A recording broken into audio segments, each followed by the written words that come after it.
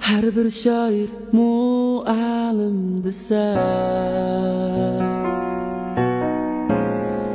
yazar betiga siz nurluq chiroq. Her bir dillar muallim dese, çıkar bu söz yürek qetidi. Muallimim bayramınız mübarek bulsun. Ecrinizden talay güller yana içilsin. Muallimim bayramınız mübarek bulsun.